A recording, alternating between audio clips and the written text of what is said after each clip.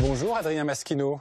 Bonjour. Vous êtes designer coloriste. Alors avant de voir avec vous les bonnes couleurs dans les bonnes pièces, est-ce que vous confirmez cette tendance qu'aujourd'hui on a envie de mettre de la couleur, du peps dans sa maison?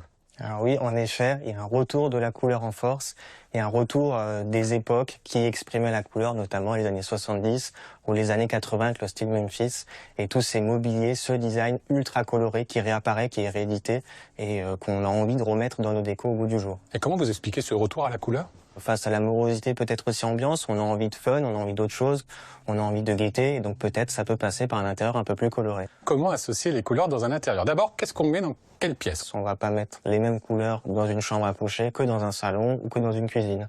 Mais c'est vrai que le rouge, ça énerve, donc on le met pas dans une chambre? Alors oui, le rouge, ça énerve, ça c'est une réalité. Donc la couleur, elle a un vrai effet physiologique sur nous, et donc elle peut être utilisée pour améliorer notre cadre de vie et notre bien-être. Mais ça veut dire quoi? Ça veut dire qu'on ne mélange pas certaines couleurs? C'est impossible? Ce que je préconise, c'est d'utiliser 3 teintes. C'est comme ça qu'on construit une harmonie. Donc c'est une teinte principale qui va être plutôt claire, qui va permettre de conserver la lumière dans l'espace, rendre l'espace plutôt agréable.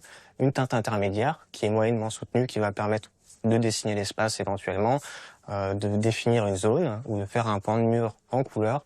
Et enfin une teinte qu'on appelle ponctuelle. Là, on peut arriver à mettre des couleurs très saturées et parler de ce retour des couleurs avec des accessoires, du mobilier, une chaise magnifique années 70, bien flashy comme on les aime et qui va vraiment apporter du peps à l'ambiance.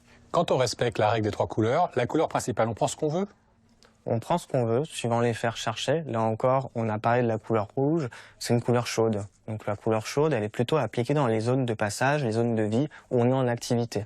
Donc on va plutôt prendre des couleurs rouge, rose, en couleur principale dans les pièces à vivre. Par contre, dans la chambre, on va plutôt aller vers des couleurs qu'on appelle froides, c'est-à-dire les couleurs de tonalité verte ou bleue, qui sont beaucoup plus apaisantes et qui vont permettre de se détendre et de ne pas être trop stimulé pour arriver vers la nuit pour pouvoir se reposer.